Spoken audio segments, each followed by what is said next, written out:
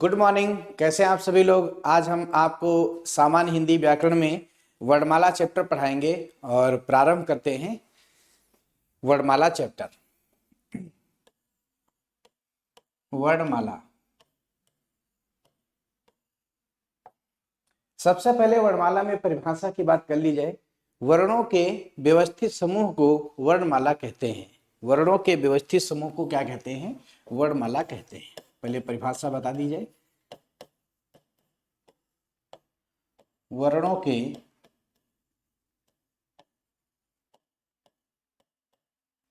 व्यवस्थित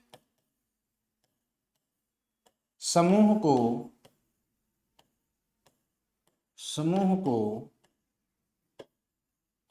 वर्णमाला कहते हैं। वर्णमाला कहते हैं। वर्णों के व्यवस्थित समूह को वर्णमाला कहते हैं। दूसरा प्रश्न आपका यहां से एक बहुत इंपॉर्टेंट ये है कि जो वर्ण दिया गया है, पूछा जाता है कि वर्ण की परिभाषा क्या है। वर्ण की परिभाषा, वर्ण की परिभाषा।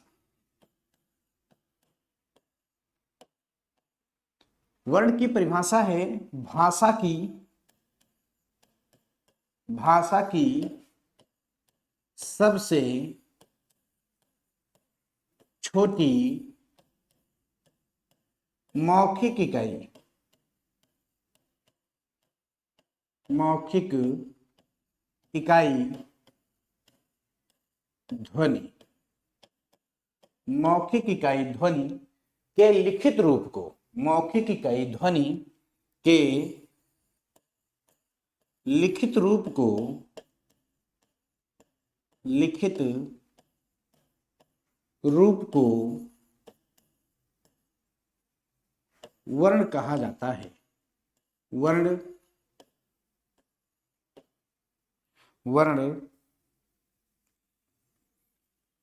कहा जाता है। अथवा एक परिभाषा और लिख सकते हैं हम, अथवा भाषा की सबसे छोटी या वह छोटी से छोटी ध्वनि जिसका खंडन ना किया जा सके, जिसके टुकड़े ना किए जा सके, उसे भी वर्ण कहते हैं। तो दोनों परिभाषा याद रखेंगे कि भाषा की सबसे छोटी मौखिक इकाई ध्वनि के लिखित रूप को वर्ण कहा जाता है, या अथवा वह छोटी से छोटी ध्वनि, वह छोटी से छोटी ध्वनि, छोटी ध्वनि जिसका खंडन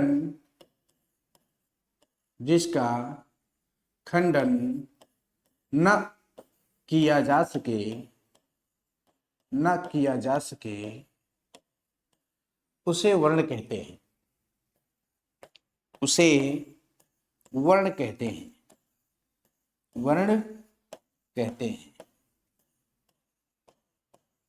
यह वर्ण की परिभाषा हो गई। भाषा की सबसे छोटी मौखिक इकाई ध्वनि के लिखित रूप को वर्ण कहते हैं, या अथवा अर्थात वह छोटी से छोटी ध्वनि जिसके टुकड़े ना किए जा सके, जिसका खंडन ना किया जा सके, जिसे तोड़ा ना जा सके, उसे भी वर्ण कहते हैं। एक और यहाँ पे बहुत महत्वपूर्ण प्रश्न आता है कि वर्ण के कितने भेद होते हैं। वर्ण के भेद बहुत इंपॉर्टेंट प्रश्न है, तो ध्यान रखेंगे सभी लोग। वर्ण के भेद पूछा जाता है कि वर्ण के भेद कितने होते हैं, तो उत्तर आपको 2 देना है। वर्ण के 2 भेद होते हैं, जिसमें पहला एक होता है स्वर और एक दूसरा होता है व्यंजन। वर्ण के कितने भेद होते हैं? एक स्वर होता है और एक व्यंजन होता है। ठीक है, यहाँ पे 3 प्रश्न मैंने बताए, ध्यान रखिएगा। पहला प्रश्न है वर्णमाला की परिभाषा क्या है? वर्णमाला की परिभाषा है वर्णों के व्यवस्थित समूह को कहते हैं वर्णमाला। ठीक है, फिर मैंने बताया कि वर्ण की परिभाषा क्या है। वर्ण की परिभाषा याद रखेंगे कि भाषा की सबसे छोटी मौखिक इकाई, सबसे छोटी मौखिक इकाई क्या है? ध्वनि। ध्वनि के लिखित रूप को, ध्वनि के लिखित रूप को वर्ण कहा जाता है, अथवा वह छोटी से छोटी ध्वनि जिसका खंडन ना किया जा सके उसे भी वर्ण कहते हैं। और तीसरा प्रश्न बहुत इंपॉर्टेंट है कि वर्ण के कितने भेद होते हैं, ये इंपॉर्टेंट है, सभी लोग ध्यान रखिएगा। वर्ण के कितने भेद होते हैं, तो उत्तर देना है 2, जिसमें एक आपका स्वर होता है, दूसरा व्यंजन होता है। ठीक है, तो यहां तक सभी लोग समझ गए होंगे कि 3 प्रश्न मैंने बताए हैं, तीनों ध्यान से पढ़ना है। अब हम आगे बढ़ते हैं और बात करते हैं, जो मैंने वर्ण बताया है, वर्ण और ध्वनि 2 शब्द यहाँ पे आए हैं, तो ये वर्ण और ध्वनि होता क्या है, इसकी बात करते हैं। तो देखते हैं आगे। एक प्रश्न आता है कि भाषा की सबसे छोटी इकाई क्या है, भाषा की सबसे छोटी मौखिक इकाई क्या है, बड़ी इकाई क्या है, इस प्रकार से प्रश्न एक दिया जाता है। तो सबसे बड़ा एक होता है वाक्य, सबसे बड़ी इकाई जो है वाक्य होती है। तो इसका एक पूरा क्रम होता है, पहले मैं क्रम लिख देता हूं। जैसे सबसे बड़ी इकाई क्या है, वाक्य है। सबसे बड़ी इकाई क्या है, वाक्य है। वाक्य से छोटा होता है उपवाक्य, उपवाक्य। उपवाक्य से छोटा होता है पदबंध, क्या होता है, पदबंध। और पदबंध से छोटा होता है पद, पद से छोटा होता है अक्षर, अक्षर से छोटा है ध्वनि, और इसी ध्वनि को वर्ण कहा जाता है, इसी ध्वनि को वर्ण कहा जाता है। तो ये एक पूरा क्रम है कि भाषा की सबसे बड़ी इकाई क्या है, वाक्य है, उपवाक्य है, पदबंध है, पद है, अक्षर है, ध्वनि है, वर्ण है। यह इसका एक क्रम दिया गया है। तो आप यहाँ पे देखेंगे जो पद लिखा हुआ है, पद, इस पद का अर्थ शब्द भी है। ये मत सोचना कि किसी में शब्द नहीं दिया गया, तो जो पद लिखा है यही आपका क्या है, शब्द है। ठीक है, तो अब देखते हैं प्रश्न कैसे बनते हैं। जैसे पहला प्रश्न आपका दिया गया कि भाषा की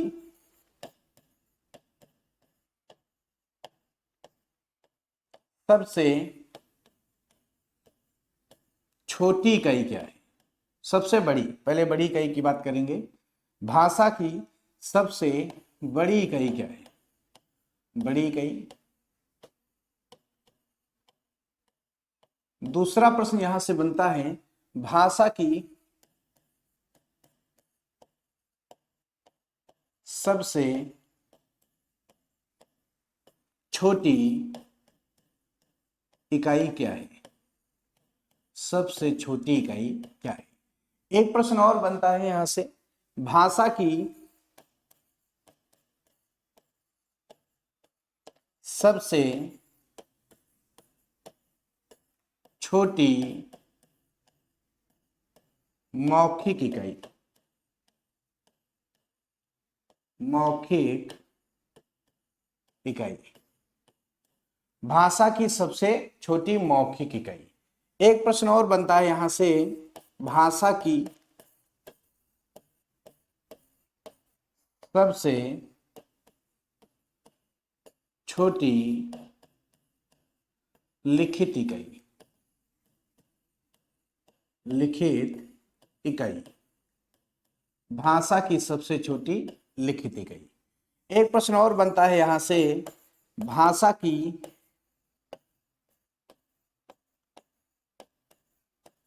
सबसे छोटी सार्थक इकाई, सार्थक इकाई। तो इस प्रकार से ये 4-5 प्रश्न जो हैं आपको यहां से देखने को मिलेंगे। छोटी इकाई, बड़ी इकाई, मौखिक इकाई, लिखित इकाई, सार्थक इकाई, इस प्रकार से प्रश्न बनेंगे। तो यहाँ पे एक शब्द आ रहा है भाषा। ये भाषा क्या होती है, पहले हम लोग भाषा को समझते हैं, उसके बाद यहाँ पे उत्तर दिए जाएंगे, क्योंकि भाषा को जानना जरूरी है, इसलिए पहले भाषा को बताया जाएगा। सब में देखो भाषा एक शब्द दिया हुआ है, सब में भाषा लिखा हुआ है, तो भाषा है क्या, उसके बाद यहाँ पे उत्तर जो है अभी हम लिख देंगे, पहले भाषा बता दिया जाए होता क्या है। देखिए, भाषा की बात करेंगे तो भाषा होती है 3 प्रकार की। भाषाएं कितने प्रकार की होती हैं? 3 प्रकार की होती हैं। वो 3 प्रकार कौन कौन सी हैं? पहली भाषा है आपकी मौखिक भाषा। कौन सी है? मौखिक भाषा। मौखिक भाषा। दूसरी आपकी भाषा है इसी में लिखित भाषा। लिखित भाषा। और तीसरी भाषा है सांकेतिक भाषा। सांकेतिक भाषा। पहली भाषा कौन सी है? पहली भाषा है मौखिक भाषा, दूसरी है लिखित भाषा और तीसरी है सांकेतिक भाषा।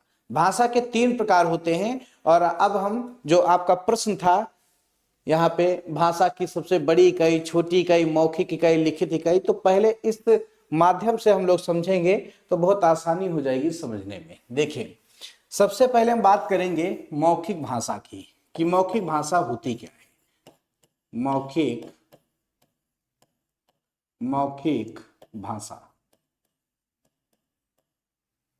मौखिक भाषा, यहाँ पे क्या बताया गया? भाषा के कितने प्रकार होते हैं? 3।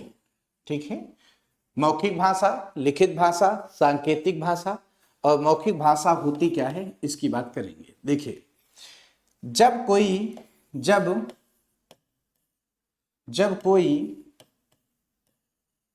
दो व्यक्ति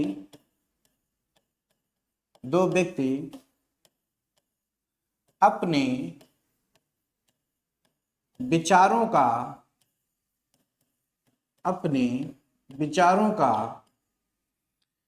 आदान प्रदान, अपने विचारों का आदान प्रदान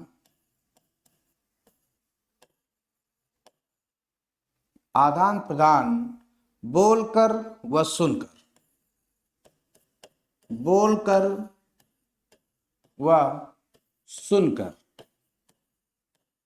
करते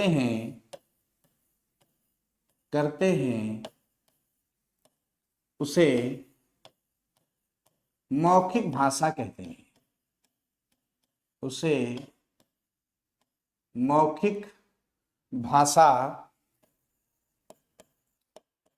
कहते हैं। उसे मौखिक भाषा कहते हैं। ठीक है, क्या बताया गया कि जब कोई दो व्यक्ति अपने विचारों का आदान प्रदान बोलकर व सुनकर करते हैं, उन्हें मौखिक भाषा कहा जाता है। एक शब्द आया है बोलकर और सुनकर। ठीक है, यहां से देखिएगा ध्यान से, बोलकर और सुनकर। जैसे एक व्यक्ति बोल रहा है, दूसरा सुन रहा है, तो बोलने के बाद जो दूसरा सुनेगा, क्या सुनता है? ध्वनि। पहले तो ये ध्यान रखेंगे, जैसे मैं बोल रहा हूं, आप सुन रहे हो, तो क्या सुन रहे हो? ध्वनि सुन रहे हो। क्या सुन रहे हो? ध्वनि। तो ये चीज क्लियर हो गई कि जब एक व्यक्ति बोलेगा, दूसरा व्यक्ति सुनेगा, तो सुनेगा क्या? ध्वनि। जैसे मैं एक उदाहरण भी यहां पे दे रहा हूं, किसी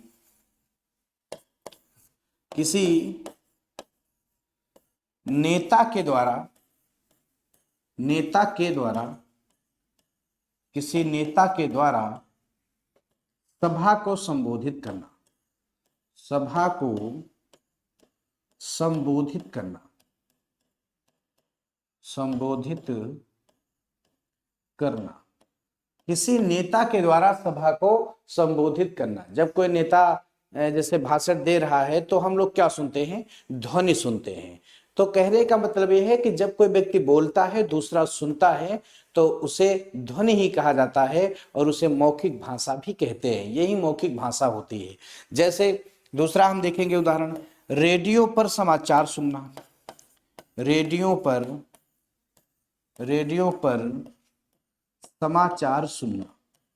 समाचार सुनना। अब रेडियो पे जो समाचार सुनते हैं, तो उसमें क्या सुनते हैं? ध्वनि सुनते हैं। क्या सुनते हैं? ध्वनि। मतलब एक व्यक्ति बोलता है और दूसरा सुनता है, तो क्या सुनते हैं हम लोग? ध्वनि सुनते हैं। और ये ध्वनि कैसी होती है? मौखिक इकाई के अंतर्गत आ रही है। ठीक है, समझ रहे हो बात को? चलिए तीसरा देखो, जैसे कहा जाए कि यहाँ पे किसी नेता के द्वारा सभा को संबोधित करना, रेडियो पे समाचार सुनना, टेलीफोन पर बातचीत करना। टेलीफोन पर बातचीत करना। तो टेलीफोन पर जब हम लोग बातचीत करते हैं तो वहां भी देखो ध्वनि का ही प्रयोग होता है। जब एक व्यक्ति इधर से बोलेगा तो दूसरा सुनेगा, तो क्या सुनता है? ध्वनि। तो एक चीज यहां से क्लियर होगी कि जब बात ध्वनि की हो रही है तो ध्वनि उत्तर हमें कब देना होगा? जब आपका प्रश्न कहता है कि भाषा की सबसे छोटी मौखिक इकाई क्या है। भाषा की सबसे छोटी मौखिक इकाई की जब बात करेगा तो उत्तर क्या दिया जाएगा? ध्वनि दिया जाएगा। सभी लोगों को स्पष्ट हो गया प्रश्न? कि जब प्रश्न आपका कहेगा कि भाषा की सबसे छोटी मौखिक इकाई क्या है, तो मौखिक इकाई में उत्तर आपको क्या देना है? ध्वनि उत्तर देना है। समझ गए सभी लोग? अब अपने प्रश्न पे आते हैं, जो आप पास जाएंगे। दूसरा जो मैंने बताया था, भाषा की सबसे छोटी मौखिक इकाई। यहाँ पे देखिए सभी लोग, मौखिक इकाई लिखा हुआ है, तो उत्तर क्या देना है? ध्वनि उत्तर देना है। तो अब हम इसका उत्तर लिखेंगे ध्वनि। अगर हम पहले ही ध्वनि लिख देते तो आप लोग इसको समझ नहीं पाते कि ध्वनि उत्तर क्यों लिखा गया। सभी लोग समझ गए बात को? ध्वनि उत्तर तभी दिया गया है कि जब एक व्यक्ति बोलता है, दूसरा सुनता है, तो उसे ही ध्वनि कहा जाता है। और ये बोलने और सुनने का काम मौखिक भाषा में हो रहा है। तो भाषा की सबसे छोटी मौखिक इकाई ध्वनि उत्तर हो जाएगा। ठीक है, समझ गए सभी लोग? जैसे किसी नेता के द्वारा सभा को संबोधित करना क्या सुनते हैं? ध्वनि। और ये मौखिक भाषा भी है। रेडियो पर समाचार सुनना क्या सुनते हैं? ध्वनि। ये मौखिक भाषा भी है। और टेलीफोन पर बातचीत करना क्या सुनते हैं? ध्वनि। ये मौखिक भाषा है। तो भाषा की सबसे छोटी मौखिक इकाई ध्वनि। जैसे ही मौखिक लगाओ, मौखिक इकाई, उत्तर क्या देना है? ध्वनि उत्तर देना है। ठीक है, चलिए मैं आशा करता हूं ये क्लियर हो गया, सभी लोग समझ गए होंगे। अब आगे बढ़ते हैं, अगला प्रश्न देखा जाए कौन सा है। लिखित इकाई। दूसरा, मौखिक भाषा के बाद लिखित इकाई हम लोग पढ़ेंगे। चलिए लिखित इकाई की बात करते हैं। मौखिक इकाई के बाद दूसरा आपका है लिखित इकाई। नंबर 2, लिखित इकाई। लिखित इकाई। मौखिक इकाई, लिखित इकाई की परिभाषा क्या है? कि जब कोई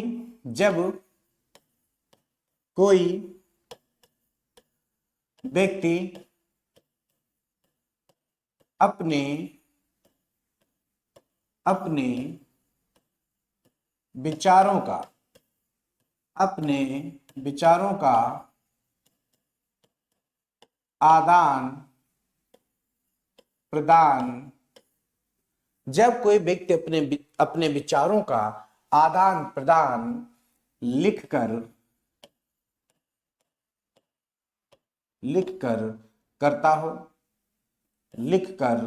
करता हो और सामने वाला व्यक्ति उसे पढ़कर ग्रहण करता हो। यह बात ध्यान रखिएगा। जब कोई व्यक्ति अपने विचारों का आदान प्रदान कैसे करता हो? लिख कर करता हो, और सामने वाला व्यक्ति उसे पढ़कर ग्रहण करता हो, उसे लिखित भाषा कहते हैं। समझ गए सभी लोग? जब कोई व्यक्ति अपने विचारों का आदान प्रदान लिख कर करता हो और सामने वाला व्यक्ति उसे पढ़कर ग्रहण करता हो, उसे लिखित भाषा कहते हैं। उसे लिखित भाषा कहते हैं। लिखित भाषा कहते हैं। उसे लिखित भाषा कहते हैं। अब आप देखेंगे यहाँ पे हमने दो नाम लिखा, लिखकर और पढ़कर। लिखकर और पढ़कर। अब पहले वाले में देखो, अभी मैं पीछे जा रहा हूं, पीछे प्रश्न में क्या था? बोलकर और सुनकर। पहले क्या था? मौखिक भाषा थी तो ध्वनि उत्तर आ रहा था। जब बोलकर सुनकर बात की गई थी, और जब लिखित भाषा में आए तो लिखित भाषा में आप देखेंगे लिख कर और पढ़कर। मान लो जैसे मैंने एक शब्द लिखा कमल। क्या लिखा? कमल। ये मैंने लिख दिया। क्या हुआ? लिख दिया।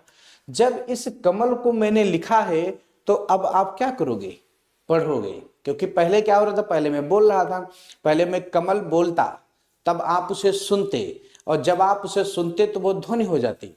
लेकिन अब मैं बोलूंगा नहीं, अब मैं लिखूंगा। जैसे मैंने लिख दिया कमल। क्या लिखा? कमल।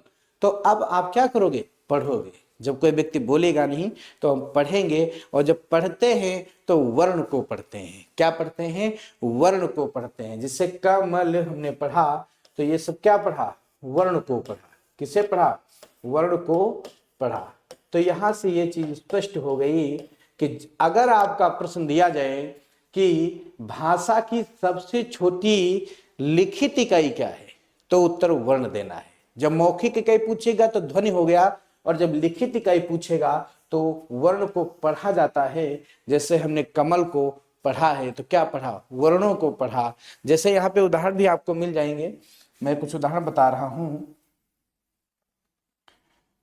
जैसे दैनिक समाचार पत्रों को पढ़ना, उदाहरण है दैनिक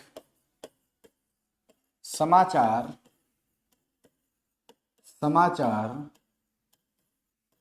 पत्रों को पढ़ना। अब जब हम समाचार पत्र पढ़ते हैं तो क्या पढ़ते हैं, वर्ण ही पढ़ा जाता है। क्या पढ़ते हैं, वर्ण को पढ़ते हैं, वर्ण को पढ़ते हैं, वर्णों को ही पढ़ा जाएगा, वर्ण को पढ़ते हैं। ठीक है, वर्ण को पढ़ते हैं, ये बात सभी लोग ध्यान रखेंगे, वर्ण को ही पढ़ा जाता है। जैसे दूसरा देखिए, परीक्षा देने जाते हैं तो जो हमें प्रश्न पत्र मिलता है वो किस भाषा में होता है, लिखित भाषा में होता है। तब हम उसे क्या करते हैं, पढ़ते हैं। और जब पढ़ते हैं तो क्या पढ़ते हैं, वर्णों को ही पढ़ते हैं। ठीक है, तो प्रश्न पत्रों को पढ़ना, प्रश्न पत्रों को पढ़ना, प्रश्न पत्रों को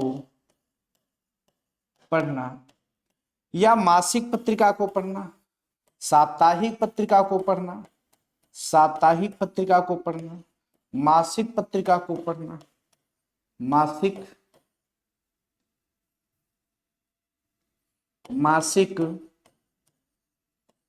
पत्रिका को पढ़ना, या वार्षिक पत्रिका को पढ़ना। इस तरीके से ये जितना भी हमने लिखा है, वार्षिक पत्रिका जितना भी हमने लिखा है, ये सभी लिखित भाषा में है। कुछ भी आप इसमें पढ़ोगे तो वर्णों को ही पढ़ोगे। तो ये चीज भी स्पष्ट हो गई कि भाषा की सबसे छोटी लिखित इकाई अगर पूछेगा तो उत्तर आपको क्या देना है, वर्ण देना है।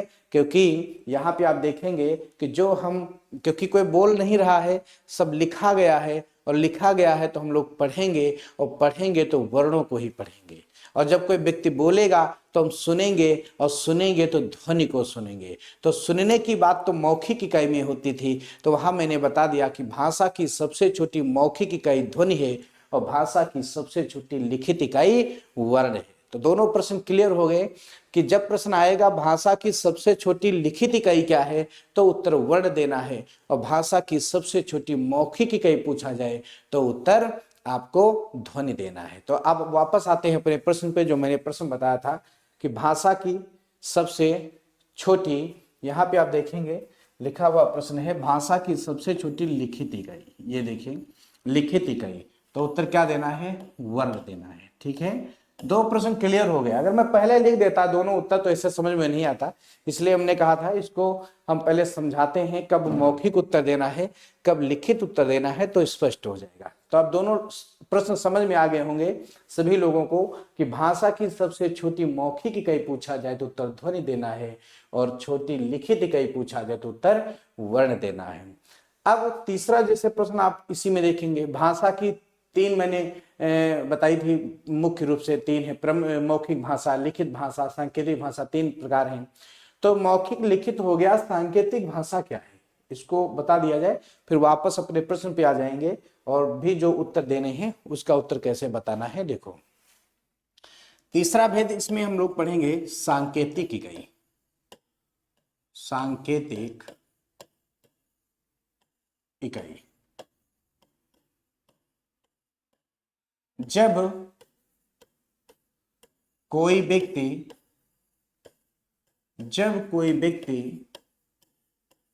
अपने विचारों का आदान प्रदान ना बोल कर करता हो, ना बोलकर करता हूं, ना लिख कर करता हूं, ना लिख कर करता हूं, उसे सांकेतिक भाषा कहते हैं। उसे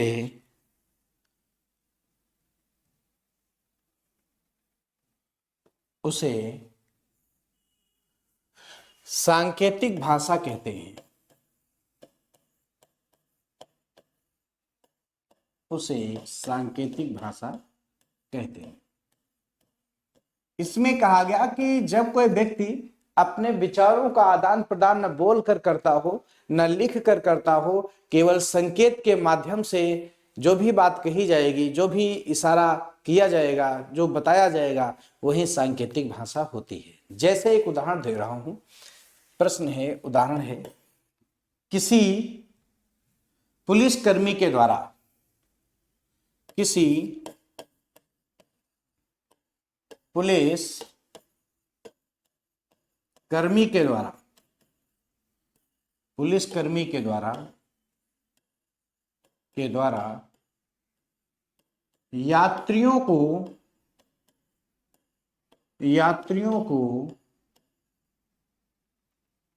चलने व रुकने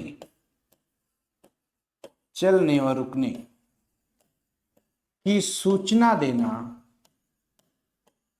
चलने और रुकने की सूचना देना सांकेतिक भाषा कहलाता है। सांकेतिक भाषा है, सांकेतिक भाषा है। सभी लोग ध्यान रखेंगे। किसी पुलिसकर्मी के द्वारा यात्रियों को चलने व रुकने की सूचना देना किस भाषा का प्रयोग किया जाता है, यह आपका प्रश्न आता है। किस भाषा का प्रयोग किया जाता है? तो उत्तर क्या देना है? सांकेतिक भाषा का प्रयोग किया जाता है। समझ गए होंगे सभी लोग। तो भाषा के 3 प्रकार हमने आपको बताए, एक मौखिक भाषा, एक लिखित भाषा और एक सांकेतिक भाषा। ठीक है, अब आते हैं अपने वापस प्रश्न पे, जो हमने आपसे 3 प्रश्न 4-5 प्रश्न हुए थे। भाषा की सबसे बड़ी इकाई क्या है? तो आप यहां देख सकते हैं कि जो मैंने क्रम लिखा था, उस क्रम में भाषा की सबसे जो बड़ी इकाई है वो वाक्य है। सबसे बड़ी इकाई क्या है? वाक्य है। और भाषा की सबसे छोटी इकाई, जब क्रम ऊपर से नीचे क्रम पढ़ोगे तो सबसे छोटी इकाई क्या है? वर्ण है। तो ये एक पूरा क्रम हो गया। तो भाषा की सबसे बड़ी इकाई क्या लिखा है? भाषा की सबसे बड़ी इकाई, तो उत्तर क्या देना है? वाक्य। भाषा की सबसे बड़ी इकाई, उत्तर क्या देना है? वाक्य। ठीक है, अब देखो भाषा की सबसे छोटी इकाई, जब क्रम में पूरा पढ़ेंगे तो सबसे छोटी इकाई इधर क्या है? क्या है सबसे छोटी इकाई? वर्ण है। तो भाषा की सबसे छोटी इकाई क्या है? वर्ण है। ठीक है, अब हमारा लास्ट क्वेश्चन बचा है। यहाँ पे ध्यान रखिएगा, ये बड़ी इकाई की बात कर रहा है, ये छोटी इकाई की बात कर रहा है। इसमें मौखिक और लिखित नहीं लगा है, ये भी ध्यान रखेंगे आप लोग। ठीक है, अगला जो लास्ट प्रश्न है, भाषा की सबसे छोटी, यहां देखिए लिखा है सार्थक इकाई। अब सार्थक कौन सा शब्द होता है? सार्थक जो भी होगा एक सही शब्द ही होता है। जैसे हम लोग कहते हैं खाना वाना, तो खाना सार्थक है। पानी वानी, पानी सार्थक है। रोना धोना, रोना सार्थक है। तो इस प्रकार से यहाँ पे सार्थक जब इकाई की बात करेगा तो उत्तर शब्द हो जाएगा। क्या हो जाएगा? शब्द हो जाएगा। तो ये कुछ इंपॉर्टेंट प्रश्न थे, यहां से आपको एक प्रश्न अवश्य मिलेगा। ठीक है, तो इसको ध्यान से पढ़ना है सभी लोगों को। एक बार मैं पुनः सभी उत्तर बता देता हूं।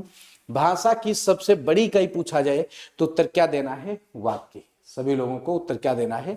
वाक्य। भाषा की सबसे छोटी इकाई पूछा जाए, उत्तर क्या देना है? वर्ण। भाषा की सबसे छोटी मौखिक इकाई पूछा जाए, उत्तर क्या देना है? ध्वनि। और भाषा की सबसे छोटी लिखित इकाई, उत्तर देना है वर्ण। और भाषा की सबसे छोटी सार्थक इकाई, उत्तर क्या देना है? शब्द। तो ठीक है, सभी लोग समझ गए होंगे यहां से किस तरीके के प्रश्न आएंगे। चलिए आगे बढ़ते हैं। अगला जो प्रश्न हम बताएंगे, यहाँ पे आपने देखा वर्ण के मैंने कितने भेद बताए थे? 2। वर्ण के कितने भेद बताए हैं? 2, एक स्वर और एक व्यंजन। तो अब हम बात करेंगे स्वर की। ठीक है, चलिए अब स्वर पे आते हैं।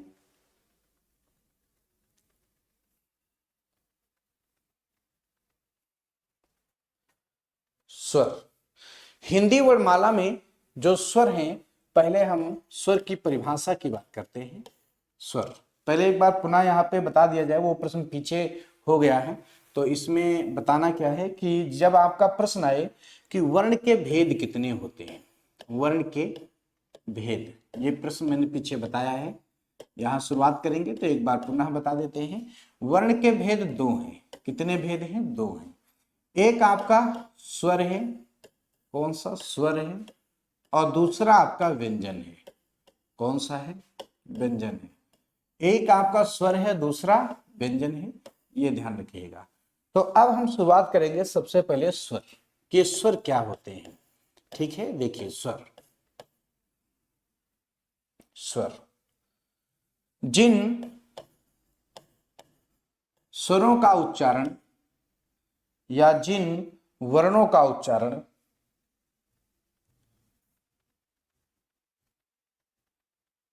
जिन वर्णों का उच्चारण बिना किसी अवरोध के, बिना किसी अवरोध के,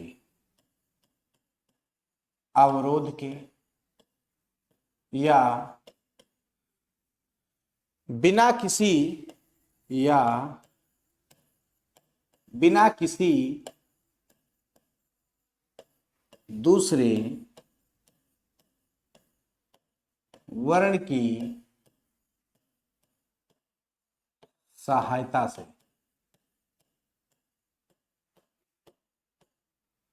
ठीक है, जिन वर्णों का उच्चारण बिना किसी अवरोध के या बिना किसी दूसरे वर्ण की सहायता से होता है,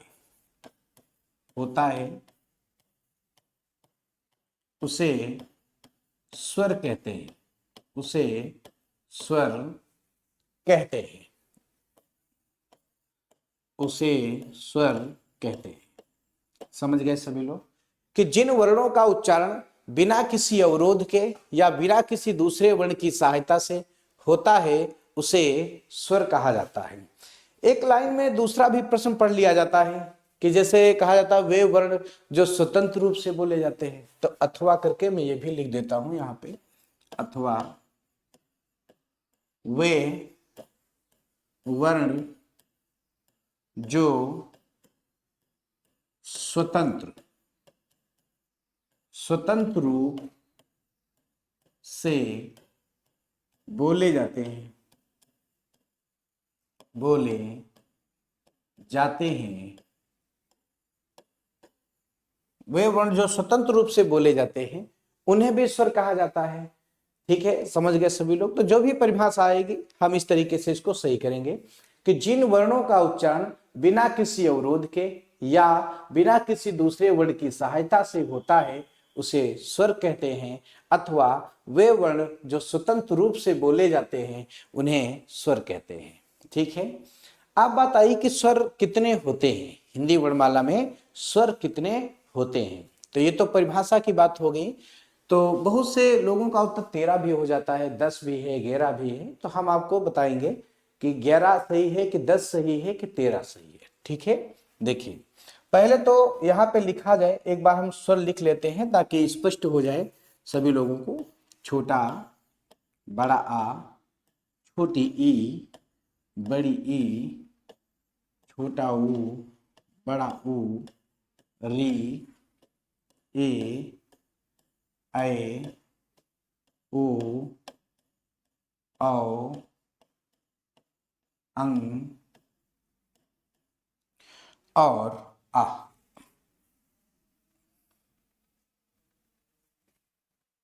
औ, उसके बाद अगला है, इधर लिख देते हैं, औ के बाद अंग और आह। अब आप गिनेंगे 1 2 3 4 5 6 7 8 9 10 11 12 और 13, मैंने कुल 13 स्वर यहां पे लिखे हैं। ठीक है, अब परिभाषा से अगर इसको मिलाया जाए, परिभाषा में क्या कहा गया कि वे वर्ण जो स्वतंत्र रूप से बोले जाते हैं उन्हें स्वर कहा जाता है। या वे जिन वर्णों का उच्चारण बिना किसी अवरोध के या बिना किसी दूसरे वर्ण की सहायता से होता है उसे स्वर कहा जाता है। तो छोटा से लगा के अ तक, छोटा से लगा के अ तक ये सभी वर्ण कैसे हैं? स्वतंत्र हैं। छोटा से लगा के अ तक सभी वर्ण कैसे हैं? स्वतंत्र हैं। जिसमें आप देखेंगे एक अंग और एक आह, दो वर्ण ऐसे हैं जो स्वतंत्र नहीं हैं, क्योंकि अंग को कहा जाता है अनुस्वार। क्या कहा जाता है? अनुस्वार कहा जाता है। क्या कहा जाता है? अनुस्वार। और आह को कहा जाता है विसर्ग। क्या कहा जाता है? विसर्ग। अब आप देख सकते हैं ये दो वर्ण ऐसे हैं, एक अंग और एक आह, यह स्वतंत्र नहीं है। स्वर की परिभाषा है बिना किसी दूसरे वर्ण की सहायता से होता है, उच्चारण बिना किसी अवरोध के होता है। लेकिन यहाँ पे अंग को तो अनुस्वार कहा गया, आह को विसर्ग कहा गया, तो ये स्वतंत्र कहाँ रह गए? तो इसलिए कुल अभी जो हमने 13 गिना था, अगर 13 से 2 माइनस कर दो तो कितना बचा? 11। तो हमारे स्वर कितने हो गए? 11। तो स्वरों की संख्या 11 उत्तर देना है सभी लोगों को। समझ गए कि यहाँ पे कुल जब हमने अभी गिना था तो 13 निकल के आए थे स्वर। दो तो हमारे अलग हो गए, क्योंकि एक अंग है जिसे अनुस्वार कहा गया, एक आह है जिसे विसर्ग कहा गया। तो ये स्वर कहाँ रहे? ठीक है, अब हम इनको कह सकते हैं ये दोनों ना तो स्वर हैं ना ही व्यंजन। अंग और आ ना तो स्वर हैं ना ही व्यंजन। ठीक है, अब इन दोनों को एक नाम दिया गया अयोगवाह। क्या नाम दिया गया? अयोगवाह। इन दोनों वर्णों का एक नाम दिया गया अयोगवाह। अयोगवाह। अब अयोगवाह की परिभाषा क्या है? देखिए अयोगवाह क्या होता है। अयोगवाह में देखो योग यहां पे लिखा है और आ लिखा है, आ का अर्थ होता है नहीं। आ का अर्थ क्या होता है? नहीं। अर्थात जिनका योग ना होने पर जो साथ में रहे, जो योग ना होने पर साथ में रहे, उन्हें अयोगवाह कहते हैं। क्योंकि देखिए आप, ये अनुसार और विसर्ग ना तो स्वर है ना ही व्यंजन है। आ का अर्थ क्या होता है? आ का अर्थ होता है नहीं। और योग तो हम कह सकते हैं जो योग या जिनका योग साथ में ना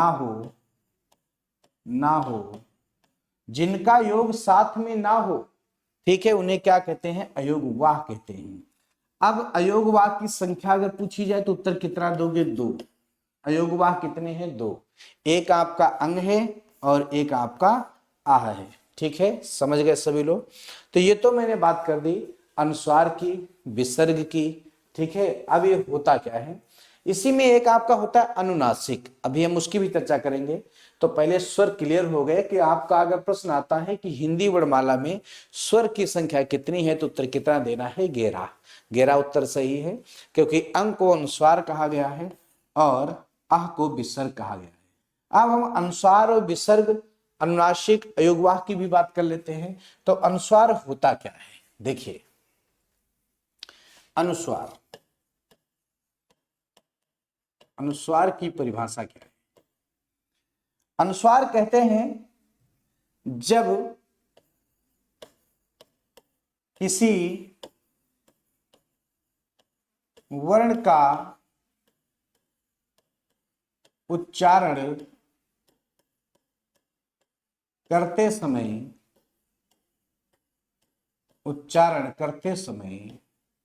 हवा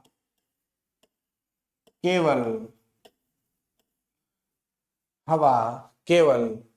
नाक से बाहर निकलती है,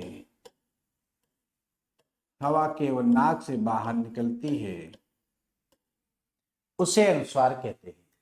कि जब किसी वर्ण का उच्चारण करते समय हवा केवल नाक से बाहर निकलती है, या नासिका भी कह सकते हो, बाहर निकलती है, उसे अनुस्वार कहा जाता है। जैसे उदाहरण की दृष्टि से देखा जाए, जैसे हम लोग कहते हैं कंधा, कंधा, कंधा को जब पढ़ेंगे तो देखिए कंधा में ये जो अनुस्वार की बिंदी लगी है, कंधा में जो अनुस्वार की बिंदी आती है इसे ही अनुस्वार बोला जाता है कंधा। आप देखो नासिका का प्रयोग किया गया, नाक का प्रयोग किया गया। दूसरा प्रश्न जैसे हम यहीं पे लिख दें, कंधा के बाद बंदर लिख दिया जाए, बंदर।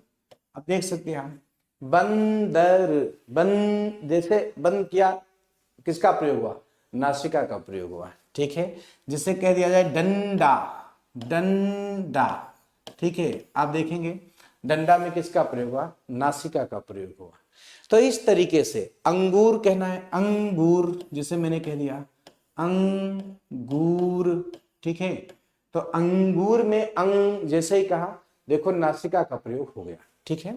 जैसे संग, संग, नासिका का प्रयोग हो गया, ठीक है। जैसे कहा जाए लंगूर, लंगूर, तो नासिका का प्रयोग किया गया।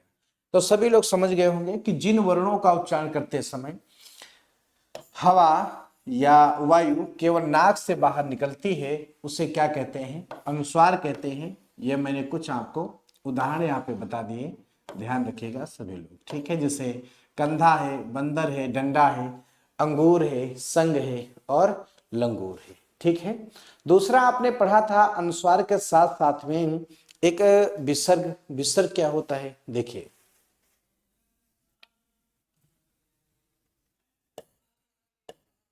विसर्ग,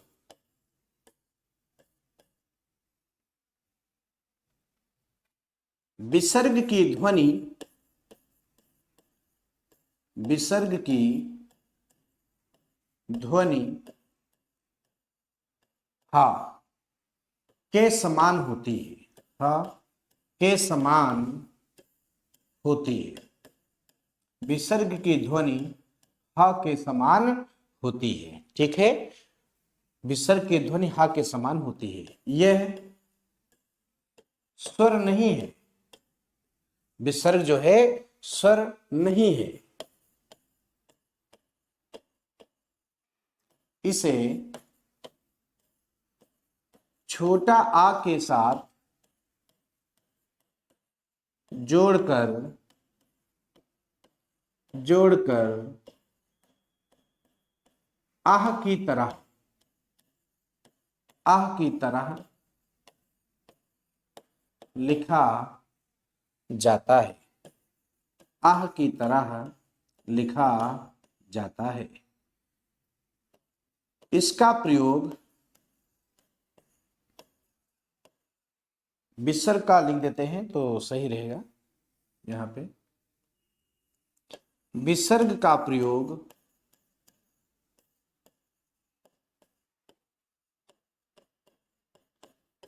अधिकांशतः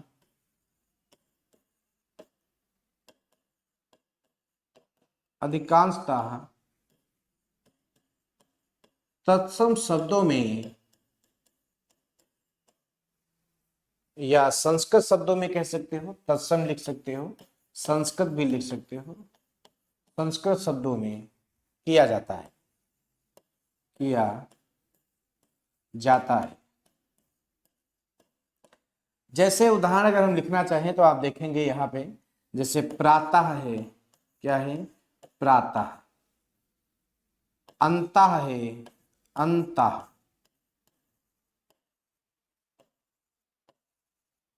स्वतः है, स्वतः, इत्यादि शब्द होते हैं, ठीक है। जो ये आपका विसर्ग है, विसर्ग की ध्वनि हा के समान होती है, यह स्वर नहीं है। इसे छोटा आ के साथ जोड़कर आह की तरह लिखा जाता है।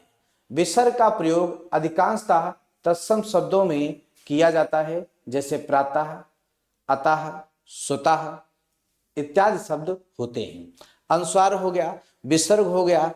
एक आप आया था, मैंने बताया था अनुनासिक होता है। अनुनासिक क्या होता है इसको भी यहीं पे बता देते हैं। अनुनासिक देखिए, अनुस्वार है, विसर्ग है, अनुनासिक, अनुनासिक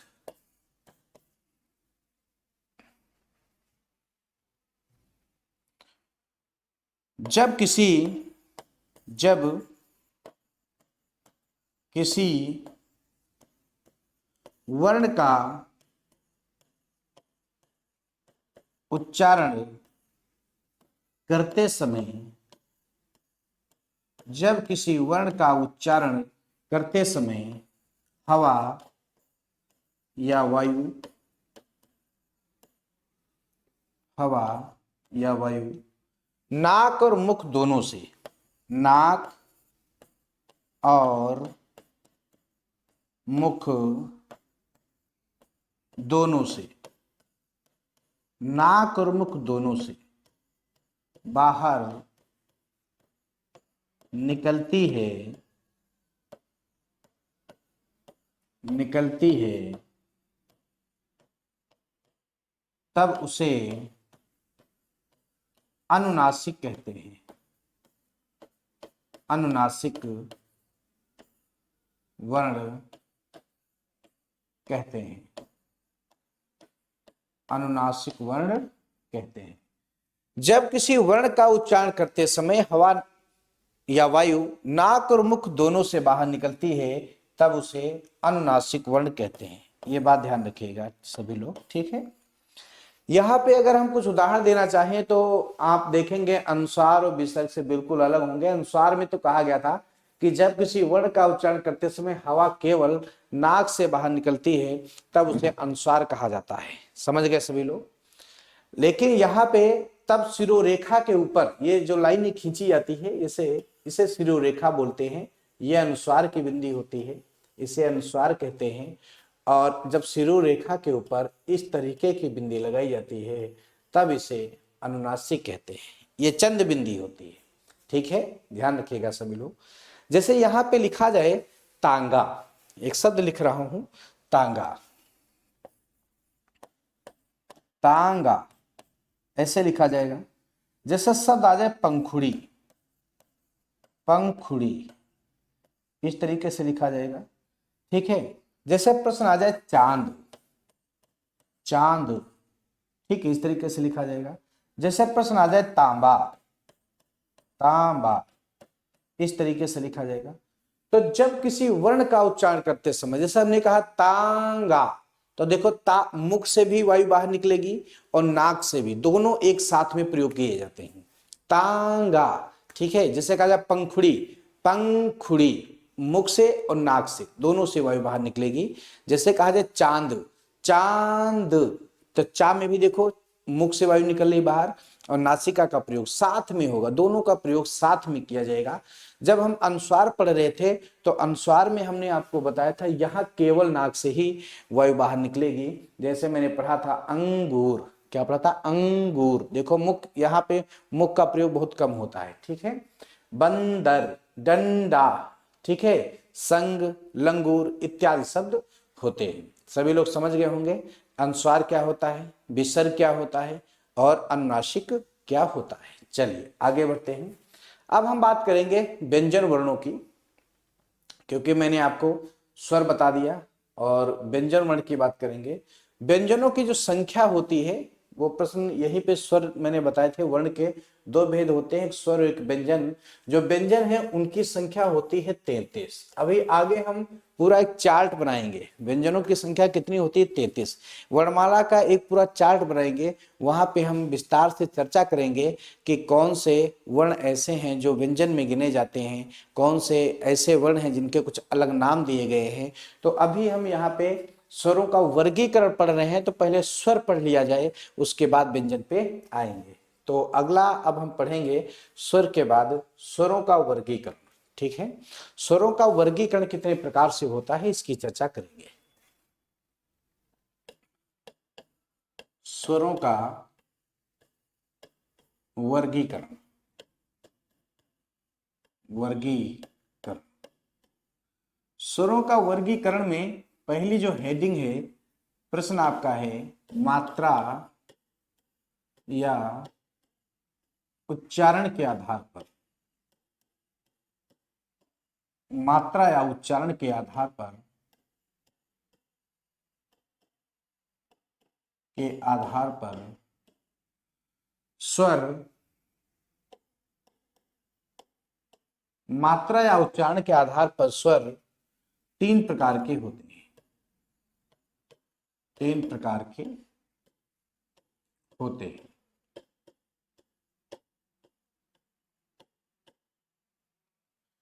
मात्रा या उच्चारण के आधार पर स्वर कितने प्रकार के होते हैं?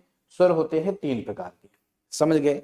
देखिए कौन कौन से तीन प्रकार के स्वर होते हैं। एक आपका होता है इसमें ह्रस्व स्वर, ठीक है, ह्रस्व स्वर, ह्रस्व स्वर। एक होता है दीर्घ स्वर, दूसरा है दीर्घ स्वर।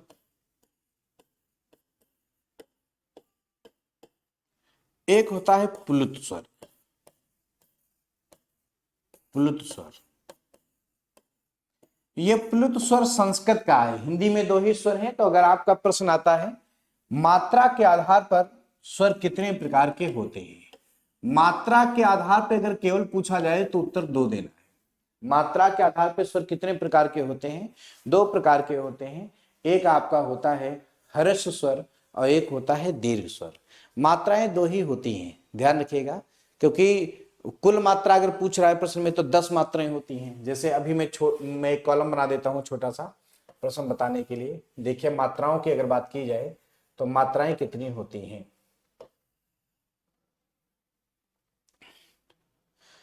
पहला जैसे हमने लिखा छोटा आ, छोटा आ की कोई मात्रा नहीं होती, बड़ा आ की एक मात्रा होती है ऐसे, ठीक है, बड़ा। फिर छोटी, छोटी की इस तरीके से मात्रा, बड़ी की इस तरीके से मात्रा, बड़ी, छोटा ऊ, अगला क्या है छोटा ऊ, बड़ा ऊ। उसके बाद आप देखेंगे री, यहाँ पे मिटाएंगे थोड़ा, री, री की मात्रा इस तरीके से होती है, ठीक है। री के बाद ए आएगा, कौन सा आएगा? ए। तो ए की, ए से एड़ी की याद रखना, एक मात्रा होती है, आगे संधियों में कई जगह काम आएगा।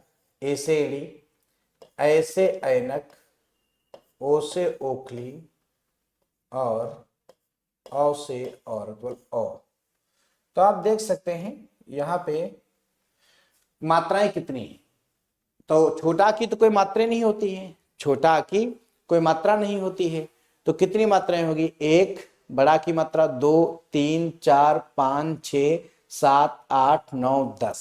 तो उत्तर कितना देना है? 10। मात्राएं कितनी हैं? 10। छोटा की कोई मात्रा नहीं होती है, तो 10 मात्राएं हैं, 10 मात्रा। सभी लोग ध्यान रखेंगे, ठीक है। लेकिन यहाँ पे आपका कह रहा है प्रश्न कि मात्रा या उच्चारण के आधार पर स्वर के कितने प्रकार होते हैं। तो मात्राएं आपकी दो होती हैं, एक छोटी मात्रा और एक बड़ी मात्रा। मात्रा कितनी होती है? दो, एक छोटी मात्रा और दूसरी बड़ी मात्रा। तो ह्रस्व स्वर की परिभाषा क्या है कि जिन स्वरों का उच्चारण करते समय, जिन स्वरों का उच्चारण करते समय बहुत कम समय लगता हो, उन्हें कहा जाता है ह्रस्व स्वर। इनके कई नाम हैं। इन्हें ह्रस्व स्वर कहते हैं, मूल स्वर कहते हैं, जड़ स्वर कहते हैं, एक मात्रिक स्वर कहते हैं, लघु स्वर कहते हैं, स्वतंत्र स्वर कहते हैं, बीजाक्षर स्वर कहते हैं, नैसर्गिक स्वर कहते हैं। बहुत से नाम हैं। हम यहाँ पे दो नामों की चर्चा करेंगे, एक ह्रस्व और एक मूल स्वर। मूल स्वर भी ध्यान रखेंगे सभी लोग कि मूल स्वर को ही ह्रस्व स्वर कहा जाता है। अगर प्रश्न आ जाए कि मूल स्वर कौन कौन से हैं, तो जो आपके ह्रस्व स्वर है वही मूल स्वर माने जाते हैं। अब सबसे पहले स्वर जानने से पहले एक प्रश्न और बता देते हैं कि जो दीर्घ होता है, दीर्घ का अर्थ होता है बड़ा या गुरु कह सकते हो, ठीक है। और पुल्लित स्वर की चर्चा हम लास्ट में करेंगे, पहले दो प्रश्न हो जाएंगे उसके बाद बताएंगे। तो ह्रस्व स्वर की परिभाषा क्या बताया कि जिन स्वरों के उच्चारण में सबसे कम समय लगता है उन्हें कहा जाता है ह्रस्व स्वर। और दीर्घ स्वर की परिभाषा है कि जब ह्रस्व स्वर की अपेक्षा थोड़ा सा अधिक समय लगता है तो उसे दीर्घ स्वर कहा जाता है, ठीक है। तो ये ह्रस्व स्वर और दीर्घ स्वर की परिभाषा मैंने बता दी। अब इसमें आपको देखना यह है कि स्वर जो है वो कौन कौन से स्वर आएंगे और कैसे स्वर आएंगे। तो पहले हम अर्थ समझेंगे कि ह्रस्व का अर्थ होता क्या है। जो ह्रस्व शब्द दिया है इसका अर्थ होता है छोटा। क्या अर्थ होता है? छोटा। यहां पे लिख देते हैं छोटा, या हम कह सकते हैं छोटी, छोटा या छोटी। दूसरा जैसे आपका दिया है दीर्घ, दीर्घ स्वर। दीर्घ का अर्थ होता है बड़ा। क्या होता है? बड़ा, या हम लिख सकते हैं बड़ी, बड़ा या बड़ी। अब ये नाम क्यों लिखा? क्योंकि आपके 11 स्वर हैं।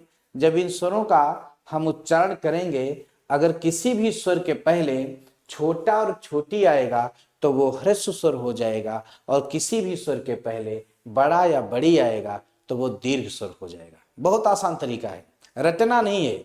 रटोगे तो बहुत से स्वर आएंगे निकल के सामने, तो भूल सकते हैं। जिस तरीके से मैं बता रहा हूं इसे ध्यान रखिए।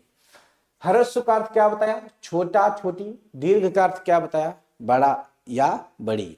तो जब 11 स्वर आपके दिए गए हैं, उनका हम उच्चारण करेंगे, उनको पढ़ेंगे, तो स्वर के पहले अगर छोटा छोटी आएगा तो वो ह्रस्व हो जाएगा, और बड़ा बड़ी आएगा तो वो दीर्घ हो जाएगा। तो हम पहला स्वर पढ़ते हैं छोटा आ। आ के पहले ही देखो मैंने पढ़ा छोटा। आ के पहले क्या पढ़ा? छोटा। तो जब छोटा आ गया तो किसके अंतर्गत आएगा? ह्रस्व में आएगा। तो हम पहला स्वर लिखेंगे छोटा आ ह्रस्व में। ठीक है। अब छोटा के बाद क्या आएगा? दूसरा स्वर बड़ा आ। अब देखो बड़ा आ के पहले बड़ा आ रहा है, बड़ा बड़ी आएगा, तो मैंने कहा था दीर्घ में रखना है, तो बड़ा आ के पहले बड़ा आ गया, तो अब हम रखेंगे इसमें बड़ा। ठीक है। अगला पढ़ेंगे छोटी ई के पहले देखो छोटी आ रहा है, छोटी आएगा तो ह्रस्व के साथ जाना है। तो छोटी ई के पहले छोटी आ तो ह्रस्व हो गया। फिर हमने लिखा बड़ी ई। ठीक है। अब देखो बड़ी आ गया, बड़ा बड़ी आए तो दीर्घ में आ जाओ। ठीक है। आगे पढ़ते हैं छोटा ऊ के पहले देखो छोटा आ गया, ऊ के पहले क्या है? छोटा। तो किस में जाएंगे? ह्रस्व में। और बड़ा ऊ, बड़ा बड़ा आएगा तो इधर आगे। ठीक है। इसके साथ में री, यह ह्रस्व होता है री, और एक आपका दीर्घ होता है री, इस तरीके से। ठीक है। तो दीर्घ का प्रयोग ही नहीं होता है, तो आपका ह्रस्व आएगा, छोटा होता है री, इसमें लिखा जाएगा। और बड़ा ऊ री के बाद जो है ए आएगा, ए आएगा, ओ आएगा और ओ आएगा। ये 4 स्वर और मिल गए। ये दो मात्रिक भी बोले जाते हैं। द्विमात्रिक अगर कहा जाए कौन कौन से स्वर होते हैं, तो ये दीर्घ स्वर जो है ये द्विमात्रिक होते हैं, और एक मात्रिक स्वर अगर पूछा जाए तो आपके ह्रस्व स्वर होते हैं। ठीक है। क्लियर है। देखिए अब यहां से क्या करना है, जैसे दीर्घ स्वर बता दिए गए, अब यहां से जो आपका एक प्रश्न आता है, मैं आपको प्रश्न दिखा रहा हूं। कौन सा प्रश्न आएगा? निम्नलिखित में से कौन सा स्वर, कौन सा दीर्घ स्वर नहीं है? दीर्घ स्वर नहीं है, इस तरीके से एक प्रश्न बनाया जाएगा। निम्नलिखित में से कौन सा दीर्घ स्वर नहीं है? इसमें आपको 4 ऑप्शन भी दिए जाएंगे। ठीक है। देखिए 4 ऑप्शन दिए गए। छोटा, पहला ऑप्शन दिया गया बड़ा आ, बड़ी ई,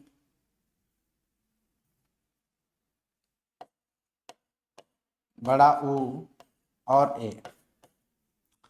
ये बहुत ही महत्वपूर्ण प्रश्न है। प्रश्न आएगा निम्नलिखित में से कौन सा दीर्घ स्वर नहीं है? 4 ऑप्शन दिए गए, बड़ा आ, बड़ी ई, बड़ा ऊ, ए। अब आप देखेंगे दीर्घ स्वर में तो बड़ा आ, बड़ी ई, बड़ा ऊ, ए, आए, ऊ, आओ सभी स्वर दिए गए हैं। तो ऐसा लग रहा है गलत प्रश्न है, लेकिन नहीं, यह सही प्रश्न है। क्योंकि जो हमारे दीर्घ स्वर होते हैं मुख्य रूप से, मूल रूप से वो 3 ही होते हैं। एक बड़ा आ होता है, एक बड़ी ई है, और एक बड़ा ऊ है। मूल स्वर, मूल दीर्घ स्वर की बात, मूल स्वर की बात करेगा तो मैं लिख चुका हूं ह्रस्व होते हैं। और मूल दीर्घ स्वर की बात करें तो उत्तर आपको 3 ही देना है, एक बड़ा आ, एक बड़ी ई, एक बड़ा ऊ। ठीक है। तो इसमें क्या उत्तर नहीं होगा? डी, ए नहीं होगा, ए के साथ जाना है। अब ए क्यों नहीं होगा इसकी भी बात बताएंगे कि ए क्यों नहीं होगा। तो पहले आप ये देख लीजिए यहाँ पे कि 3 स्वर जो हैं ये मूल रूप से या मुख्य रूप से दीर्घ स्वर माने जाते हैं, और आगे के जो लिखे हैं 4 इनको दीर्घ स्वर क्यों नहीं माना जाता?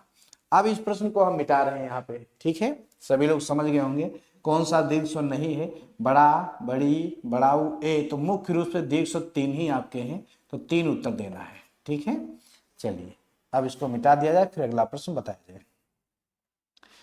हमने आपको बताया कि मुख्य रूप से जो दीर्घ स्वर हैं उसका उत्तर देना है आपको 3।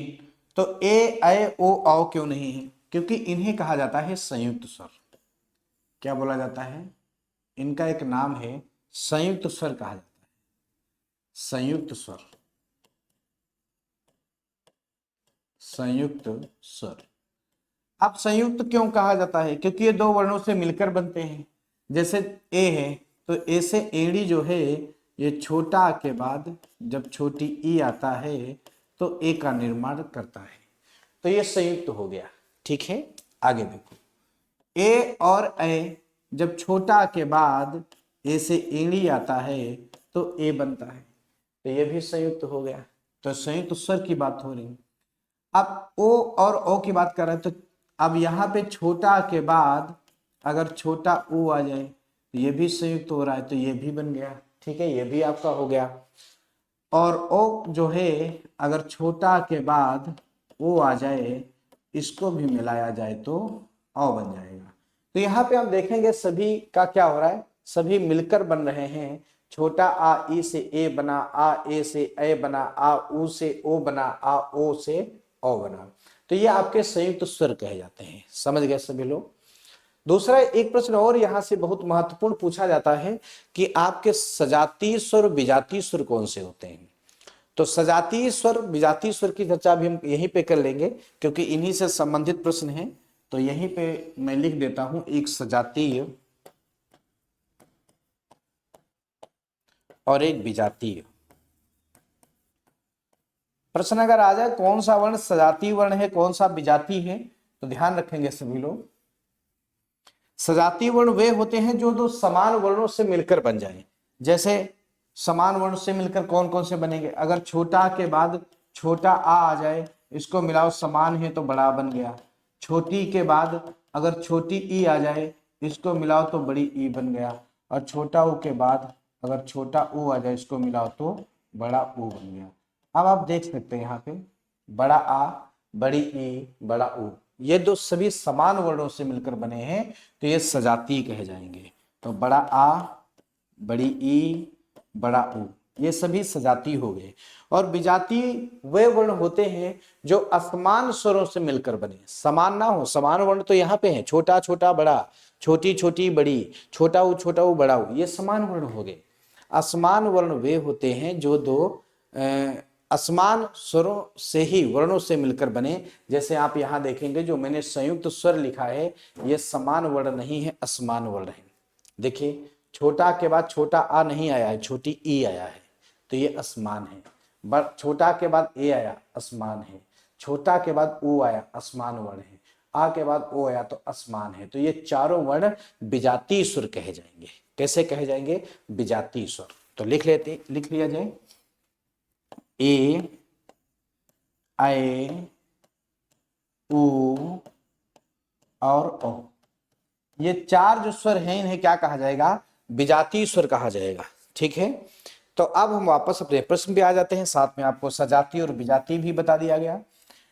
जो प्रश्न आपका मैंने दिया था कि स्वरों का वर्गीकरण मात्रा के आधार पर पूछा जाए तो उत्तर 2 देना है, पूरा लिख रहा है। मात्रा उच्चारण के आधार पर स्वरों कितने प्रकार के होते हैं? 3 प्रकार के, एक ह्रस्व स्वर, एक दीर्घ स्वर, एक प्लुत स्वर। तो ह्रस्व मैंने आपको बता दिया कि जब किसी वर्ण का उच्चारण करेंगे तो अगर उसके पहले छोटा छोटी आएगा तो वो ह्रस्व हो जाएगा, और बड़ा बड़ी आएगा तो वो दीर्घ हो जाएगा।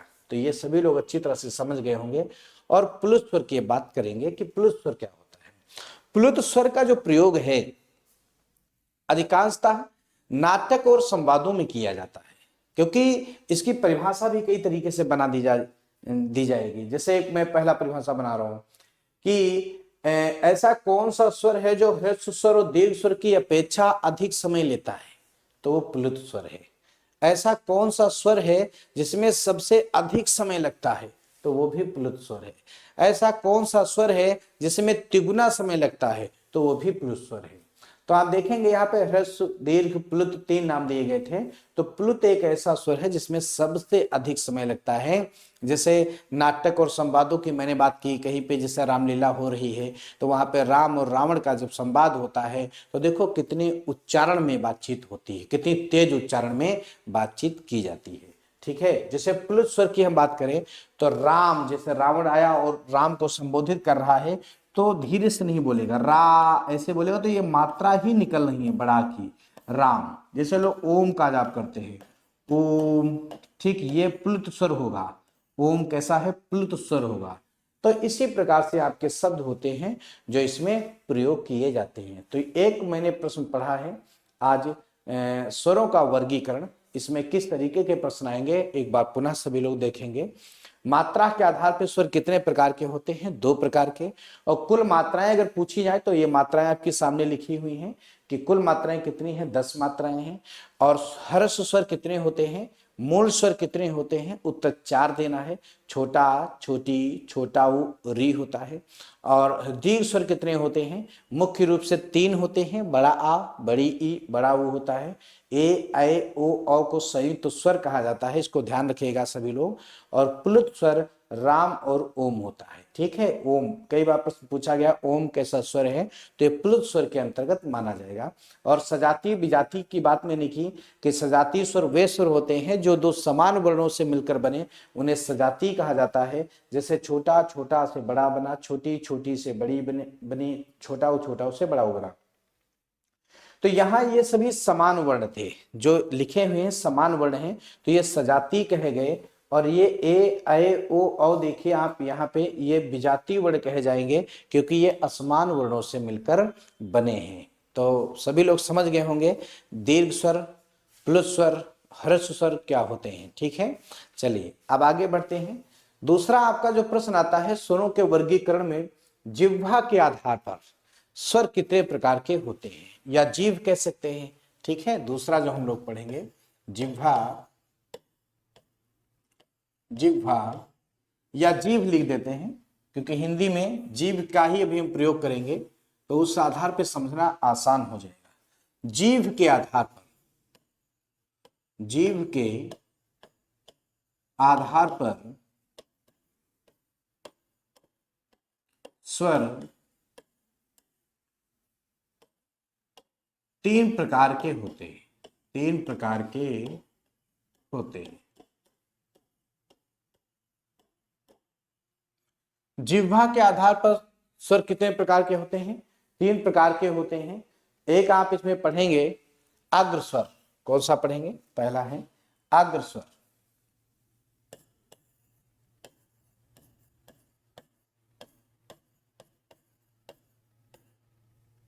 दूसरा है मध्य स्वर और तीसरा है पश्च स्वर, पश्च स्वर। अग्र स्वर, मध्य स्वर, पश्च स्वर। ठीक है, देखा जाएगा अग्र स्वर, मध्य स्वर, पश्च स्वर क्या होते हैं। तो अग्र स्वर की परिभाषा है कि जिन स्वरों का उच्चारण करते समय जीभ का अगला भाग काम करे उसे कहते हैं अग्र स्वर, क्योंकि जिह्वा के आधार पे है, जीभ के आधार पे है। मध्य स्वर की परिभाषा है कि जिन स्वरों का उच्चारण करते समय जीभ का मध्य भाग काम करे उसे, मध्य मतलब बीच का भाग काम करे, उसे मध्य स्वर कहते हैं। और पश्च स्वर की परिभाषा है कि जिन स्वरों का उच्चारण करते समय जीह्वा का पिछला भाग, पीछे से जो वर्ण बोले जाएंगे उन्हें पश्च स्वर कहा जाएगा। अब हम देखेंगे अग्र स्वर में ऐसे कौन कौन से स्वर हैं जिनका प्रयोग जीव के अगले भाग से किया जाएगा। तो अगला शब्द क्यों आया, क्यों प्रयोग हुआ, क्योंकि यहाँ पे आप देखो लिखा है अग्र, और अग्र का अर्थ ही होता है आगे या अगला कह सकते हो, आगे या अगला कह सकते हो। ठीक है, तो जैसे ही हम अगला यहाँ पे बोलेंगे तो ऊपर शब्द क्या दिया है, जीव। अब जीव के आधार पे जब जीव का अगला भाग काम करे, अग्र भाग काम करे, वही होंगे अग्र स्वर। तो मैं स्वर पढ़ता हूं, मेरे साथ साथ में आप लोग भी पढ़ना और देखना। जिह्वा का अगर अगला भाग काम करेगा तो वही अग्र स्वर कहे जाएंगे। ठीक है, छोटा आ, इसमें जिह्वा देखो बिल्कुल मध्य में रहती है, छोटा आ का उच्चारण करेंगे तो आ बोलते हैं तो देखो जिह्वा जो है बिल्कुल मध्य में है, तो इसको हम मध्य स्वर में लिख लेते हैं छोटा आ। छोटा के बाद दूसरा जिसे हमने पढ़ा बड़ा आ, बड़ा आ देखो यहाँ कंठ से बोल रहे मतलब पीछे से, तो ये पश्चिमी आ गया। ठीक है, आगे देखते हैं छोटी ई देखो बोला जिह्वा आगे आ रही है, छोटी ई में जिह्वा कहाँ है, आगे है, तो जैसे ही अगला मिला तो हमने यहाँ पे लिख लिया, अग्रसर हो गया।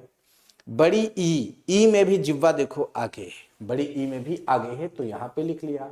अच्छा अगला देखते हैं छोटा ऊ पीछे से बोलेंगे, तो ये यहाँ पे आ गया, छोटा ऊ हो गया। बड़ा ऊ ये भी पीछे से बोल रहे हैं, ये यहाँ पे आ गया। बड़ा ऊ के बाद री में देखो जिह्वा आगे है, तो इसको हम यहाँ पे लिखेंगे। ठीक है, री हो गया, ये अपवादित है री। और अगला पढ़ेंगे ए से एड़ी वाला, ए में जिह्वा देखो आगे है, तो ए मिल गया। उसके बाद पढ़ेंगे ऐसे ऐनक वाला, ए में भी जिह्वा आगे है, तो ए मिल गया। तो यहाँ पे आप देखेंगे 4-5 स्वर आपको अग्र स्वर में मिल गए, एक आपको मध्य स्वर में मिल गया, और इसके बाद ओ पीछे से कंठ से बोलेंगे, ओ पीछे से वर्ण बोलेंगे, तो ये सभी पश्चिम में हो गए। तो ये अग्र स्वर, मध्य स्वर, पश्चिम स्वर, समझ गए सभी लोग। यहाँ पे देखेंगे सभी स्वर आपके सामने आ गए। ऊपर कितने हैं, 5, 6, 7, 8, 9, 10, 11, कुल कितने स्वर हैं, 11 स्वर हैं। तो जिह्वा के आधार पर जब स्वर पढ़ेंगे तो 3 प्रकार के होते हैं, एक अग्र स्वर, एक मध्य स्वर और एक पश्च स्वर। परिभाषा मैंने बता दिया था कि अग्र स्वर की परिभाषा है कि जिन स्वरों का उच्चारण करते समय जीभ का अगला भाग काम करे उसे अग्र स्वर कहते हैं। मध्य स्वर की परिभाषा है कि जिन स्वरों का उच्चारण करते समय जीभ का मध्य भाग काम करे उसे मध्य स्वर कहते हैं। और पश्च स्वर की परिभाषा है कि जिन स्वरों के उच्चारण में जीभ का पिछला भाग काम करे उसे पश्च स्वर कहते हैं। आगे बढ़ते हैं, अगला देखा जाए कौन सा है, मुखाकृत के आधार पे अगला पूछा जाएगा। मुखाकृत के आधार पे तीसरा प्रकार जो है मुखा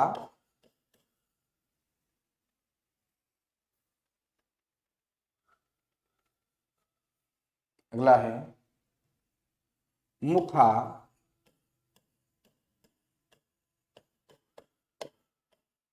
कृत के आधार पर स्वर 4 प्रकार के होते हैं। मुखाकृत के आधार पर स्वर 4 प्रकार के होते हैं। कौन कौन से 4 प्रकार हैं, नाम लिखते हैं फिर इनको समझा जाए। नंबर 1, पहला हम लोग इसमें पढ़ेंगे समृत स्वर। कौन सा पढ़ेंगे, समृत स्वर। दूसरा हम लोग इसमें पढ़ेंगे अर्ध समृत स्वर, अर्ध समृत स्वर। अब तीसरा हम लोग इसमें पढ़ेंगे विवृत स्वर। कौन सा, विवृत स्वर। और अगला हम लोग इसमें पढ़ेंगे अर्ध विवृत स्वर। कौन सा, अर्ध विवृत स्वर। ठीक है, तो ये समृत स्वर हो गया, अर्ध समृत हो गया, विवृत स्वर हो गया, अर्ध विवृत स्वर हो गया। अब ये समृत, अर्ध समृत, विवृत क्या होते हैं, इनको भाई देखा जाए। समृत का अर्थ होता है कम। पहले तो यहां ध्यान रखेंगे, जो परिभाषा दी गई है उसके आधार पे जो बताए गए हैं। समृत का अर्थ क्या होता है, कम। ठीक है, विवृत का अर्थ क्या होता है, अधिक या पूरा, अधिक। ठीक है, और इन दोनों की परिभाषाएं भी मैं बता रहा हूं, ध्यान से सुनिए। समृत स्वर की परिभाषा है कि जब किसी वर्ण का उच्चारण करते समय मुख कम खुलता हो, क्योंकि ये मुखाकृत के आधार पे, मुख के आधार पे है। और समृत का मतलब क्या हुआ, समृत का अर्थ क्या हुआ, कम। तो जिन स्वरों के उच्चारण में मुख कम खुलता हो उसे कहते हैं समृत स्वर। तो हम पढ़ते हैं, देखते हैं कि इसमें मुख कम खुलता है। जैसे पहले हमने पढ़ा छोटा आ, इसमें तो थोड़ा ज्यादा मुख खुला है, छोड़ दीजिए इसको। दूसरा पढ़ते हैं बड़ा आ, बड़ा आ में तो मुख ज्यादा खुलता है। तो अधिक की बात हो रही, कौन सा स्वर ऐसा है जिसमें मुख अधिक खुलेगा, तो एक ही स्वर यहां मिल रहा है बड़ा आ, इसको यहां लिख लेते हैं विवृत में। ठीक है, बड़ा के बाद छोटी ई में देखो मुख थोड़ा खुला है, छोटी ई तो यहां लिखा जाएगा। बड़ी ई इसमें भी मुख थोड़ा खुला है, ये भी। छोटा ऊ में भी मुख थोड़ा खुला है। बड़ा ऊ इसमें भी मुख पूरा नहीं, इसमें भी मुख थोड़ा खुला है। तो 4 स्वर हमने देखे, छोटी ई, बड़ी ई, छोटा ऊ, बड़ा ऊ और री की भी बात की जाए तो यहाँ पे हम लिख सकते हैं, लेकिन ये मैंने कहा अपवादित है, ठीक है। तो यहाँ पे 4 प्रश्न लिखे हैं, छोटी, बड़ी, छोटा ऊ, बड़ा ऊ और री आएगा तो समृत में आएगा, क्योंकि इसमें भी मुख कम ही खुलता है, ठीक है। आगे देखो अर्ध समृत स्वर में, इसमें कहा गया कि समृत स्वर की अपेक्षा मुख आधे से कम खुलेगा, ठीक है। तो यहां जैसे देखो ई है, बड़ी है तो यहां होगा ए, यहां ई तो यहां है ए, यहां देखो ऊ है, बड़ा ऊ तो यहां होगा ओ, छोटा ऊ और ओ बहुत थोड़ा सा अंतर है, मुख आधे से कम खुलेगा। अर्ध मतलब आधा, संबंध मतलब कम, आधे से कम, ठीक है। विव्रत में मैंने बता दिया बड़ा आएगा, और अर्ध विव्रत में देखो इसकी परिभाषा में कहा गया कि विव्रत स्वर की अपेक्षा यहां मुख कम खुलेगा। जो अर्ध विव्रत स्वर है इसमें विव्रत स्वर की अपेक्षा मुख कम खुलेगा। अगर इसकी अपेक्षा मुख कम खुलता है तो यहां बड़ा है तो यहां क्या होगा, छोटा होगा। और आगे कहा गया कि अर्ध समृत स्वर की अपेक्षा मुख अधिक खुलेगा। दोबारा ध्यान से देखिए, अर्ध विव्रत स्वर की परिभाषा में कहा गया कि अर्ध विव्रत स्वर में विव्रत स्वर की अपेक्षा मुख कम खुलेगा, तो यहां बड़ा था यहां छोटा हो गया। और अर्ध समृत स्वर की अपेक्षा मुख अधिक खुलेगा, तो यहां ए से एड़ी है तो यहां ऐसे एनक हो जाएगा, और यहां ओ से उखली है तो यहां ओ से औरत हो जाएगा। ये आपके 3 प्रश्न बन गए, ठीक है। तो यहाँ पे ये आपके मुखाकृत के आधार पे मैंने 4 स्वर बता दिए, सबकी परिभाषा बता दी, आप लोग इसको ध्यान से पढ़िएगा, ठीक है। आगे बढ़ते हैं। एक प्रश्न आता है, ओष्ठ के आधार पर स्वर कितने प्रकार के होते हैं? किसके आधार पे? ओष्ठ के आधार पे। देखिए इसको, कौन सा नंबर था? 3 नंबर हुए थे पीछे, 3, ठीक है। 4 नंबर ओष्ठ के आधार पर, ओष्ठ के आधार पर स्वर 2 प्रकार के होते हैं, ठीक है। ओष्ठ के आधार पर स्वर 2 प्रकार के होते हैं, जिसमें आप पहला पढ़ेंगे वृत्तमुखी स्वर। कौन सा? वृत्तमुखी स्वर। और दूसरा होता है आवृत्तमुखी स्वर। आवृत्तमुखी स्वर, पहला वृत्तमुखी स्वर, दूसरा आवृत्तमुखी स्वर। अब इसको देखा जाए, जो वृत्तमुखी स्वर होता है इसमें आप देखेंगे एक शब्द दिया है वृत्त, और यहां दिया है आवृत्त। तो वृत्त का अर्थ होता है गोल, वृत्ताकार मतलब गोलाकार, और आवृत्त मतलब जो गोलाकार ना हो, ठीक है, जो गोलाकार ना हो। तो किसके आधार पे है? ओष्ठ के आधार पे है। किसके आधार पे है? ओष्ठ के आधार पे।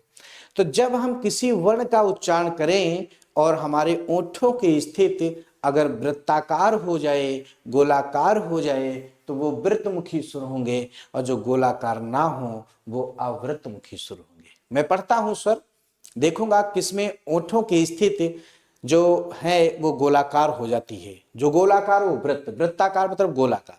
छोटा आ इसमें नहीं है तो ये आवृत्त मुख्य में आ जाएगा। बड़ा आ नहीं है, आवृत्त। छोटी ई नहीं है, बड़ी ई नहीं है, छोटा ऊ, हाँ ये सही है। छोटा ऊ बोला जाए तो देखो ओठों की स्थिति जो है वो गोलाकार हो जाती है, तो छोटा ऊ हो गया। बड़ा ऊ हो गया। री नहीं है, ठीक है। ए नहीं है, ए नहीं है, ओ ये मिल गया। ओ बोलोगे ये भी आपका वृत्तमुखी होगा, और ओ ये भी आपका वृत्तमुखी होगा। तो आप देख सकते हैं यहाँ पर छोटा ऊ, बड़ा ऊ, ओ ये वृत्तमुखी स्वर हैं, और छोटा, बड़ा, छोटी, बड़ी, री, ए और ए ये अवृत्तमुखी स्वर है, ठीक है। समझ गए सभी लोग? तो ये आज मैंने आपको स्वरों का वर्गीकरण पढ़ा दिया, जिसकी परिभाषा भी बता दी, कि किसमें कौन से शब्द आएंगे, कैसे शब्द रखे जाएंगे। तो ये 4 ही प्रकार के आपका वर्गीकरण था कि मात्रा के आधार पर स्वर कितने प्रकार के होते हैं, जिह्वा के आधार पर स्वर कितने प्रकार के होते हैं, ओष्ठ के आधार पर स्वर कितने प्रकार के होते हैं, ओष्ठ के आधार पर स्वर कितने प्रकार के होते हैं। तो मैंने सारे जितने भी वर्गीकरण से प्रश्न थे सभी पढ़ा दिए। तो आज मैं आप लोगों को यहीं तक पढ़ाऊंगा और अगली क्लास, अभी इसके आगे का जो भाग है, ये तो भाग 1 में स्वरों का वर्गीकरण हो गया, स्वर हो गए, व्यंजन हो गए, और अगली जो क्लास होगी उसमें हम आप लोगों को अल्प प्राण, महाप्राण, अघोष, सघोष और कौन से ऐसे वर्ण होते हैं जिनके कौन कौन से नाम हैं, तो अगली क्लास में उसकी चर्चा करेंगे। तब तक आप लोग पढ़ते रहिए, मेहनत करते रहिए सभी लोग। ठीक है, आज यहीं तक, अगली क्लास में मुलाकात होती है। Thank you class.